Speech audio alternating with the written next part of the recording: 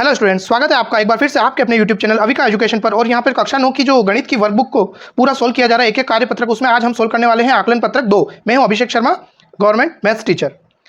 पहला प्रश्न क्या कह रहा है?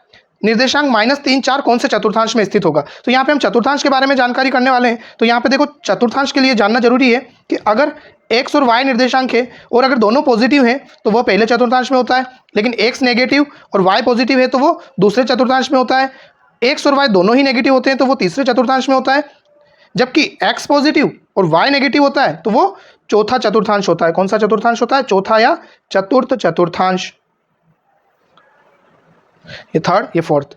स्क्रीनशॉट ले लो, इसको पूरा कार्यपत्रक इसी से हल हो जाएगा।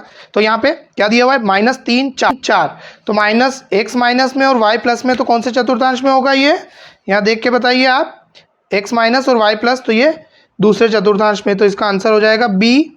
नोट कर लेंगे यहाँ पे बी। निर्देशांक 2, 3 में भुज एवं कोटि क्रमशः होंगे। भुज होता है x निर्देशांक, कोटि होता है y निर्देशांक। तो यहाँ पे x निर्देशांक जो कि पहले लिखा होता है वो कितना हो गया? भुज हो गई इसकी 2 और कोटि हो गई 3, तो आंसर हो गया ए। बिंदु 4, 3 की x अक्ष से लंबवत दूरी, ध्यान देने की बात है, अक्षों से दूरी बताना है। x अक्ष से दूरी बात हुई अभी, y निर्देशांक और y अक्ष से दूरी x निर्देशांक। स्क्रीनशॉट ले लीजिए आप। तो यहां पे x अक्ष से दूरी पूछी तो इसका y निर्देशांक जो कि पीछे लिखा होता है 3, तो आंसर हो गया सी 3। निम्न में से कौन सा बिंदु y अक्ष पर स्थित है? पुनः ध्यान देंगे अपन। मैंने बताया है आपको, जिसका x निर्देशांक 0 होता है वह बिंदु y अक्ष पर होता है। तो यहाँ पे इसका x निर्देशांक 0 नहीं है, इसका भी नहीं है, इसका भी नहीं है। बिंदु जो b वाला ऑप्शन है इसमें x निर्देशांक 0 दे रखा है, तो y अक्ष पर कौन होगा? 0 -3। अगर ग्राफ में डिनोट करना होता तो ये रहा, ये x अक्ष पर 0 हो गया और इधर -3 बोला, तो वैसे भी हमने 0 और -3 यहाँ पे आएगा, ये y अक्ष पर स्थित बिंदु आ गया।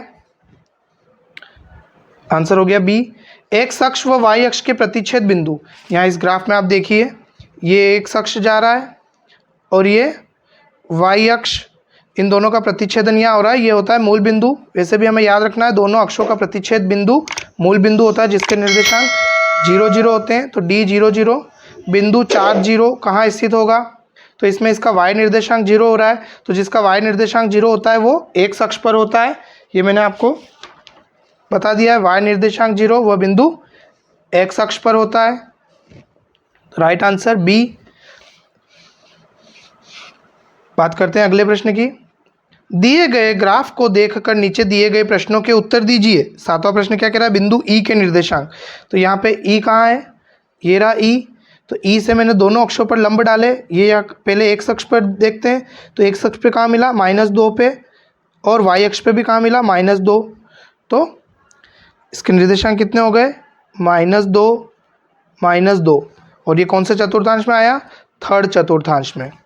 बिंदु B कौन से चतुर्थांश में है? बिंदु B देखो आप, ये पहला चतुर्थांश हो रहा है, ये फर्स्ट, ये सेकंड, ये थर्ड और ये फोर्थ। यहाँ पे x y दोनों प्लस प्लस होंगे, इसमें x माइनस में, y प्लस में, इसमें दोनों ही माइनस में हो जाएंगे, इसमें x प्लस में और y माइनस में। तो बिंदु B वैसे भी फर्स्ट क्वाड्रेंट में आया, तो यहाँ लिख देंगे हम B प्रथम चतुर्थांश में स्थित है। अगला 9वां प्रश्न, x अक्ष पर कौन कौन से बिंदु स्थित हैं? तो x अक्ष पर कौन कौन से बिंदु स्थित हैं?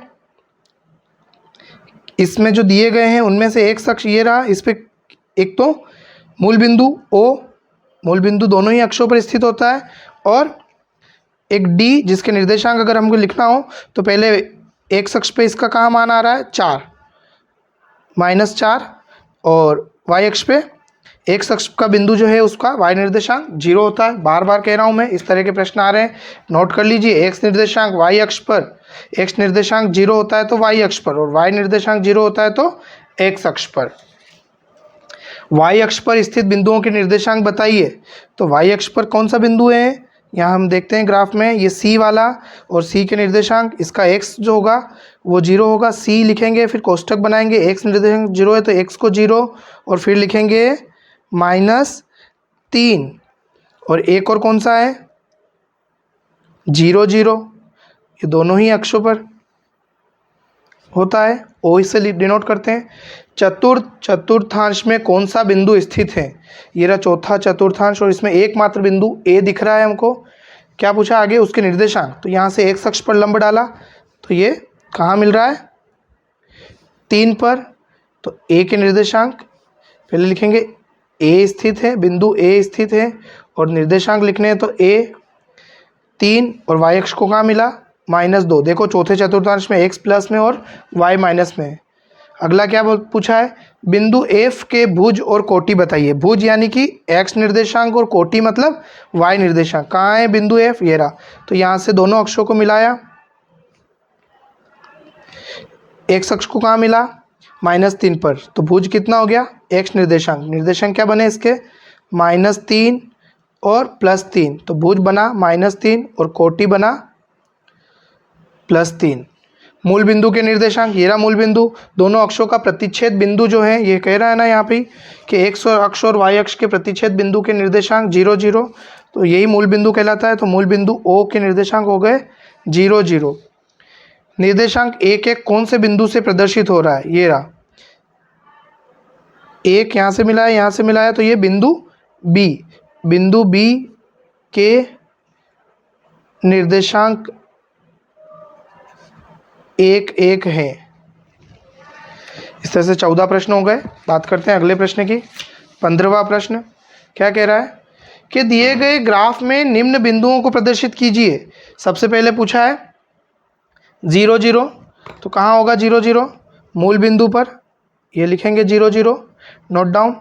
-2 0, एक्स माइनस में, तो ये एक्स का मान, ये एक्स अक्ष है तो ये -2, और y का 0, तो ये यहीं पे आ जाएगा बिंदु P। मैं निर्देशांक नहीं लिख के केवल बिंदु लिख देता हूँ ताकि आपको विजिबल हो। Q बराबर, Q के निर्देशांक है 3 4, तो पहले x है, ये 3 से चलते हैं, और y पे है 4, दोनों को इधर से y से इसको मिलाया और इसको मिलाया, दोनों यहाँ आके मिले, तो ये बन गया आपका Q। R बराबर, R के निर्देशांक है 3 और -2, x 3 में और y -2 में, ये रहा बिंदु, कौन सा हो गया R, देखिए आप, x 3 और y -2। S -1 -3, दोनों माइनस में, तो तीसरे चतुर्थांश में आ रहा है, ये तीसरे चतुर्थांश में चलते हैं। ये x का मान -1 और y का मान -3, यहाँ पे मिलेगा आपको दोनों के कटान बिंदु।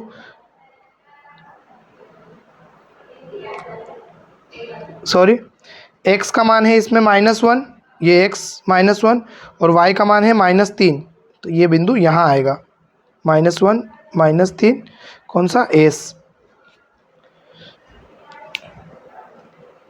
अगला कौन सा बिंदु है T0 4, तो जिसका x निर्देशांक 0 है वो y अक्ष पर होगा, तो ये x निर्देशांक 0, y अक्ष पर 4 कहाँ है, ये रहा, कौन सा बिंदु आया T।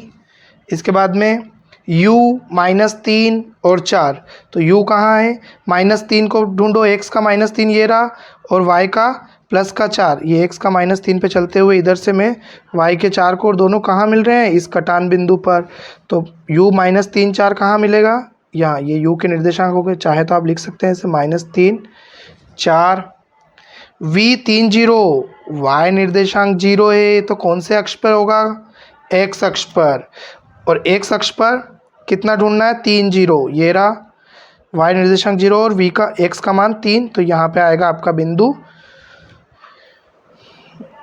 v। 0 -2, x 0 है तो y अक्ष पर आएगा, और y का मान -2, this is the point W। और last x minus 2 y minus 2, दोनों के माइनस 2 को मिलाया, यहाँ मिल रहा है कौन सा बिंदु आ गया x। इस तरह से हमने, आप देख लीजिए, दिए गए बिंदु और इसका ग्राफ खींच लिया, इसका स्क्रीनशॉट ले लिए ताकि जूम आउट करके आप देखिएगा, आपको सारे बिंदु समझ में आ जाएंगे। मैंने बिंदुओं के नाम लिखे हैं और निर्देशांक यहाँ से आप देख सकते हैं। अगला प्रश्न की बात करते हैं। रिक्त स्थानों की पूर्ति कीजिए, दिए गए उत्तरों में से चुनो। -4 -3 जो बिंदु दिया गया है, इसमें -3 को क्या कहते हैं? तो -3 भुज या कोटि। -3 y निर्देशांक है और y निर्देशांक को कोटि कहते हैं। फिर से ध्यान देना, x निर्देशांक भुज, y निर्देशांक कोटि। एक अक्ष को क्या कहते हैं? जो एक अक्ष को क्षैतिज अक्ष कहते हैं, y अक्ष को ऊर्ध्वाधर अक्ष। ये x अक्ष, ये y अक्ष। तो यहाँ पे क्या लिखना होगा? क्षैतिज अक्ष। x अक्ष को क्षैतिज अक्ष कहते हैं। अगर y अक्ष पूछा होता तो हम ऊर्ध्वाधर नोट कर लेते।